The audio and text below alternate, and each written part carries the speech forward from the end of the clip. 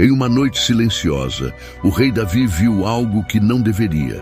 Uma mulher casada tomando banho, e aquele momento de fraqueza deu início a uma série de traições, conspirações e tragédias que marcaram sua vida para sempre. Mas o que ele fez depois é o que torna essa história tão chocante. Davi era o rei de Israel, um homem escolhido por Deus desde sua juventude. Ele começou como um simples pastor de ovelhas, mas foi durante esse tempo que demonstrou coragem ao derrotar leões e ursos para proteger seu rebanho. Davi era apenas um jovem pastor quando se ofereceu para enfrentar Golias, o gigante filisteu que aterrorizava Israel. Com quase 3 metros de altura, uma armadura impenetrável e uma lança que parecia uma árvore, Golias desafiava qualquer homem de Israel a lutar com ele. Mas ninguém ousava enfrentá-lo. Quando Davi chegou ao campo de batalha para levar comida a seus irmãos, ouviu as provocações do gigante e não conseguiu ficar calado. Quem é esse incircunciso para desafiar os exércitos do Deus vivo? Ele declarou, com uma coragem que parecia insana para um jovem tão pequeno diante de um adversário tão grande. Davi recusou a armadura oferecida pelo rei Saul, dizendo: "O Senhor que me livrou das garras do leão e do urso, me livrará das mãos deste filisteu." Ele foi ao combate armado apenas com sua funda, 5 pedras lisas do riacho e sua fé em Deus. Enquanto Golias ria e o menosprezava, Davi correu em sua direção girando a funda. Com precisão mortal, ele lançou uma pedra que atingiu o gigante na testa, derrubando-o no chão com um impacto ensurdecedor. Em seguida, Davi correu até Golias, pegou sua espada e cortou sua cabeça, garantindo uma vitória que ecoaria pela história. Esse momento não apenas mostrou a coragem de Davi, mas também provou que, com Deus, até o menor dos homens pode vencer o maior dos gigantes. E foi assim que ele conquistou a admiração de Israel, tornando-se um símbolo de fé e força. Davi era conhecido por sua sabedoria como líder, sua habilidade como guerreiro e, acima de tudo, sua devoção a Deus. Ele compôs muitos dos salmos que hoje refletem seu coração humilde e arrependido. Mas naquela fase de sua vida, algo havia mudado. Ele já não ia às batalhas como antes. Enquanto seus homens lutavam, Davi permanecia no palácio. O líder que um dia colocara sua vida em risco pelo povo, agora parecia confortável demais. No campo de batalha, Urias, o Eteu, um homem que marcaria a vida de Davi e toda a sua família para sempre, ele estava no meio da guerra. Ele não era israelita de nascimento, mas era um dos soldados mais fiéis de Davi. Urias acreditava que lutar pelo rei era uma honra. Ele era um homem de princípios que colocava a lealdade acima de tudo. Enquanto espadas e flechas voavam ao seu redor, Urias lutava com o tipo de coragem que inspirava outros a seguirem seu exemplo. Mas enquanto Urias lutava, Davi andava pelo terraço de seu palácio. Era tarde, e ele olhava distraidamente para a cidade, até que algo chamou sua atenção. Abaixo, em uma das casas do povo, havia uma mulher. Ela estava se banhando, e Davi não conseguiu desviar o olhar. Sua beleza era incomum, algo que o fez sentir uma atração imediata e quase incontrolável. "Quem é ela?" perguntou ele a um de seus servos. A resposta foi rápida, mas carregada de um aviso. "É Batseba, filha de Eliã e esposa de Urias, o Eteu." Davi conhecia Urias. Ele sabia que Urias estava no campo de batalha naquele momento, lutando por Israel e, por extensão, por ele. O pensamento deveria tê-lo feito parar. Afinal, Urias era um homem de honra, mas em vez disso, algo no coração de Davi o fez hesitar. Ele continuava olhando para a casa como se estivesse travando uma luta interna. O rei, que havia resistido a tantas batalhas externas, agora parecia incapaz de resistir àquela batalha interna. Enquanto Davi lutava com seus pensamentos, uma pergunta pairava. Por que ele estava ali no terraço enquanto seus homens estavam na guerra? Será que o homem escolhido por Deus começava a falhar como líder? O que Davi faria a seguir mudaria para sempre o destino de sua casa e de seu reino. Ele sabia que estava prestes a cruzar uma linha, mas a atração era como uma força que o puxava. Mal sabia ele que cada escolha teria consequências que ele jamais poderia imaginar. A noite passou, mas o desejo de Davi não. Ele tentou desviar sua atenção, mas a imagem de Batseba parecia perseguir sua mente. Ele sabia que era errado. Sabia que ela era casada e, mais do que isso, que seu marido era um de seus soldados mais leais. Davi não conseguiu resistir. A cada dia que passava, o pensamento em Batseba crescia como uma sombra. Ele sabia que a decisão de chamá-la era errada, mas justificava para si mesmo: sou o rei. Talvez isso não seja tão grave assim. Com essa desculpa em mente, Davi enviou seus mensageiros para trazê-la ao palácio. Quando Batseba recebeu o chamado, ficou confusa. O que o rei queria com ela? Porque, de repente, o homem mais poderoso de Israel estava interessado em uma mulher comum como ela. Mas havia algo que ela sabia com certeza. Ninguém recusava um convite do rei. Ela foi, sem questionar, como era esperado que qualquer súdito fizesse. Davi estava ansioso enquanto aguardava a chegada de Batseba. Ele sabia que ela viria, mas o que ele não sabia era como lidar com o que sentia. Quando finalmente ela entrou no palácio, havia um silêncio estranho no ar. Ambos sabiam que algo estava fora do lugar, mas ninguém disse uma palavra sobre isso. Ela entrou com respeito, talvez até medo. Ele era o rei, afinal, e o que ele dizia era como uma ordem. Davi a recebeu com um olhar que ela não conseguiu interpretar. Era admiração, culpa, desejo, talvez um pouco de tudo. Ele a convidou para se sentar e, por alguns momentos, tentou agir como se fosse apenas uma visita comum. Você é a esposa de Urias, não é?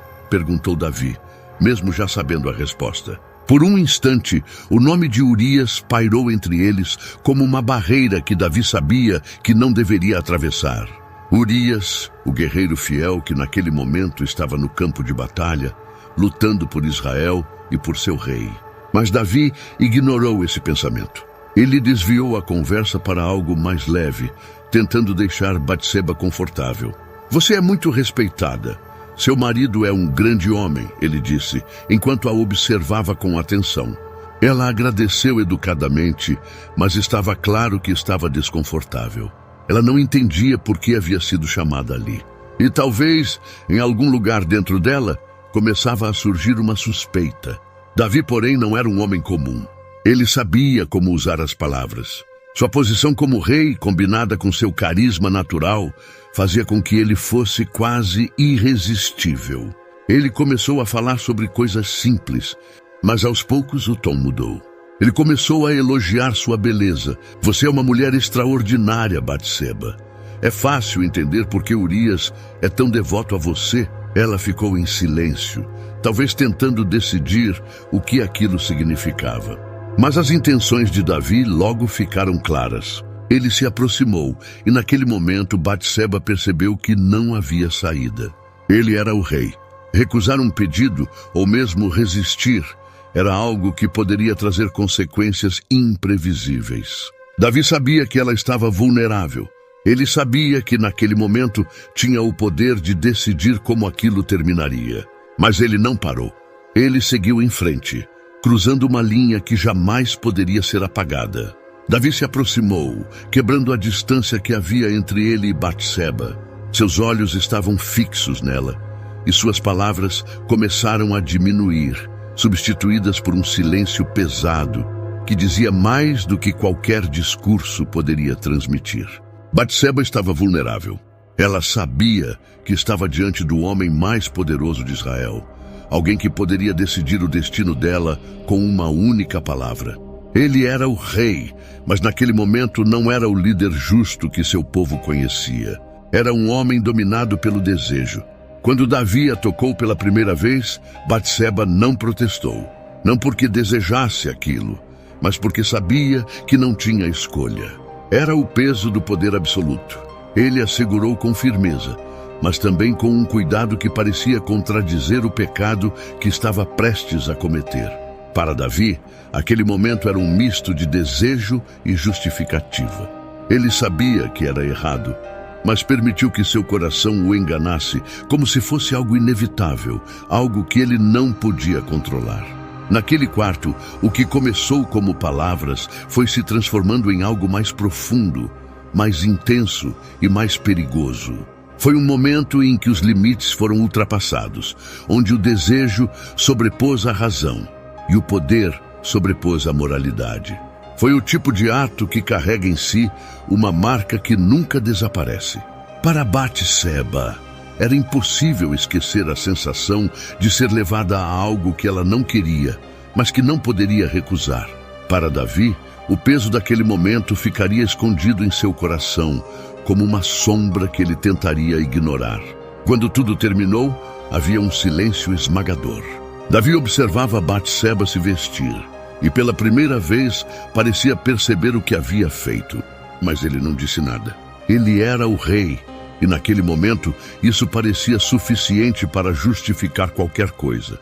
Batseba deixou o palácio com o coração pesado, carregando consigo a lembrança daquele encontro. Era o início de algo que não poderia ser desfeito, algo que não ficaria enterrado por muito tempo. Dias depois, uma mensagem chegou até Davi. Apenas 3 palavras que o fizeram perceber que seu segredo não ficaria escondido. Estou grávida. Agora, ele precisaria enfrentar as consequências de suas escolhas, mas o preço seria muito maior do que ele poderia imaginar. Davi não conseguia tirar os olhos daquela mensagem. Era apenas uma questão de tempo até que as pessoas começassem a fazer perguntas. O povo, seus conselheiros, Urias. Só de pensar no nome do homem que arriscava a vida no campo de batalha, lutando cegamente por um rei que havia traído sua confiança de forma tão brutal, Davi sentia um nó no estômago. Mas em vez de arrependimento, sua mente começou a maquinar um plano. Ele precisava encobrir o erro, custasse o que custasse. Ele chamou seus conselheiros e ordenou que Urias fosse trazido de volta do campo de batalha. Diga a ele que preciso de um relatório sobre o progresso da guerra, disse Davi. Mas a verdade era muito mais sombria. Ele esperava que Urias fosse para casa, passasse a noite com Batseba, e assim ninguém jamais questionaria de quem era o filho. Quando Urias chegou, estava cansado, mas ainda assim orgulhoso de servir ao rei. Ele entrou no salão do trono com a mesma dignidade que levava para o campo de batalha. Meu rei, o que deseja saber? Urias perguntou, sem imaginar que o homem sentado diante dele havia acabado de traí-lo de uma maneira que ele nunca poderia imaginar. Davi fez perguntas sobre a guerra. Fingiu interesse em detalhes que ele já conhecia. Mas enquanto Urias respondia, o peso da situação só aumentava. Davi tentou disfarçar. Tentou não olhar nos olhos daquele homem honrado, mas era como se Urias carregasse uma luz que expunha a escuridão no coração do rei. Você trabalhou duro, Urias. Por que não volta para casa esta noite? Descanse. Fique com sua esposa, sugeriu Davi, com um sorriso que parecia quase convincente. Quase. Mas Urias recusou. Ele não era o tipo de homem que colocava o prazer acima do dever.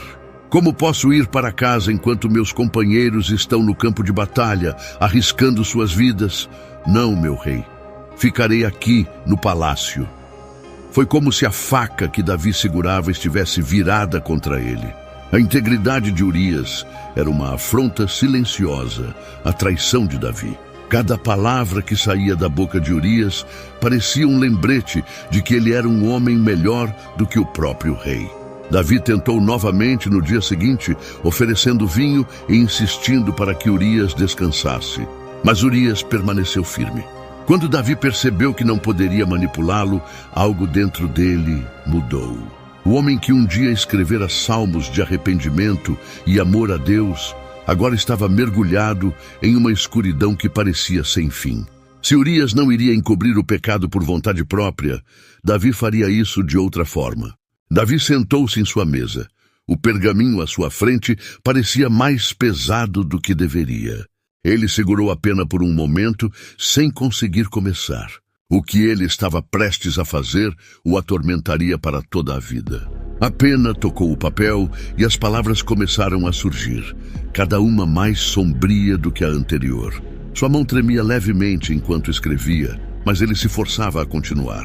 O que ele estava escrevendo era algo que ninguém poderia saber. Um segredo que deveria ficar entre ele e aquele pedaço de pergaminho. Quando terminou, Davi colocou a pena de lado e olhou para o que havia escrito. Dobrou o pergaminho com cuidado. Ele chamou Urias. Quando o soldado entrou, com seu semblante leal e respeitoso, Davi o encarou por um instante, quase hesitando. Mas não havia espaço para arrependimentos. Ele precisava manter o controle. "Leve isto ao comandante Joabe", disse Davi, entregando a carta. Sua voz era fria, sem traços de emoção. Urias pegou o pergaminho sem questionar, como sempre. "Sim, meu rei. Considerarei isso como minha maior responsabilidade", disse ele com um leve sorriso. Para Urias, era mais uma missão, um privilégio concedido pelo rei que ele tanto admirava. Ele não fazia ideia de que aquela mensagem carregava o início de algo que mudaria sua vida para sempre. Enquanto Urias saía do salão, com passos confiantes, Davi permaneceu imóvel. Ele olhou para a porta fechada e por um instante se perguntou: seria tarde demais para voltar atrás? Mas ele afastou esse pensamento. O que estava feito, estava feito. Urias chegou ao campo de batalha com a carta do rei em mãos. Ele a segurava com cuidado, como se fosse um documento sagrado, algo de extrema importância para o futuro de Israel. Quando encontrou Joabe, entregou-a com orgulho. "Esta é uma mensagem do rei. Ele confiou isso a mim." Seu tom era firme e seus olhos brilhavam com a honra de servir diretamente a Davi. Joabe pegou a carta e olhou para Urias por um instante antes de abri-la. Ele conhecia o caráter de Urias, sabia que ele era um dos soldados mais fiéis de Israel.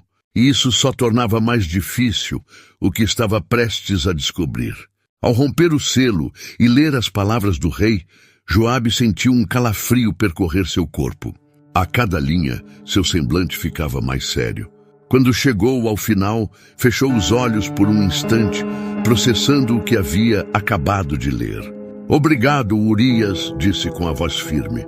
Nos dias seguintes, Joabe deu ordens que pareciam confundir os outros soldados. Ele instruiu Urias a liderar o próximo ataque, colocando-o na linha de frente, onde o combate era mais intenso. Aquela decisão era incomum, mas ninguém ousava questionar o comandante. Urias, por sua vez, recebeu a missão com a mesma determinação de sempre. "Se esta é a vontade do rei e do comandante, estou pronto", respondeu com um sorriso discreto. Para ele, liderar na linha de frente era uma honra, não um castigo. Ele não fazia ideia do que estava por trás daquela decisão. Urias avançou para a linha de frente, como lhe foi ordenado, mas algo estava errado. O silêncio dos outros soldados atrás dele parecia crescer, mesmo no meio do caos da batalha. Quando olhou para os lados, percebeu que ninguém mais o acompanhava. Ele estava sozinho. Seu coração disparou. Ele gritou pelos companheiros, chamando os nomes daqueles que deveria liderar. "Avancem! O que estão fazendo? Não parem!" Mas suas palavras desapareceram no barulho ensurdecedor das espadas e flechas. Os soldados estavam recuando. Ele não entendia. Não fazia sentido. O terror começou a crescer dentro de Urias. Ele olhou para frente e viu os inimigos se aproximando, cercando-o rapidamente. "Por quê?" ele murmurou, o sangue escorrendo de sua boca. Seus olhos se voltaram para o céu, como se buscassem respostas que ninguém lhe daria. Ele não entendia. Não podia entender. Ele havia dado tudo, arriscado tudo, servido com lealdade absoluta, e agora estava sendo deixado para morrer. O rosto de Davi passou por sua mente, e por um breve instante, a admiração que sempre sentira pelo rei foi substituída por uma dúvida devastadora. Os inimigos não mostraram piedade. Eles o golpearam de novo e de novo, enquanto Urias tentava rastejar para longe, segurando o chão com as mãos ensanguentadas. Seus gritos eram abafados pela poeira e pelo caos. Quando o golpe final veio, Urias estava sozinho, abandonado por aqueles que ele confiava e traído por quem ele mais admirava. Sua última visão foi do campo vazio atrás dele, o mesmo campo onde seus companheiros deveriam estar lutando ao seu lado. Enquanto os soldados recolhiam os corpos após a batalha, a notícia da morte de Urias foi enviada de volta a Joabe. Ele então pegou a carta que Davi havia escrito. Agora, com o destino cumprido, ele abriu novamente o pergaminho que havia recebido antes de Urias e leu as palavras do rei. A mensagem era direta e cruel. Coloque Urias na linha de frente onde a batalha for mais feroz. Depois, recuem para que ele seja deixado sozinho. Joabe encarou aquelas palavras como se elas tivessem o poder de queimá-lo. Ele entendeu, naquele momento, que Urias não havia sido vítima de uma guerra. Ele fora vítima de uma conspiração, de um plano arquitetado pelo próprio rei. O homem que Urias admirava e servia fielmente havia assinado sua sentença de morte. A notícia chegou até Davi. Urias está morto, anunciaram os mensageiros. O rei, que há dias estava consumido pela ansiedade, respirou fundo. Por fora, ele manteve a compostura, mas por dentro sentiu um alívio que rapidamente foi abafado pela culpa que ele não queria admitir. Ele trouxe Batseba para o palácio e a tomou como esposa. Para o povo, parecia um gesto nobre, um ato de bondade de um rei que cuidava da viúva de um herói caído.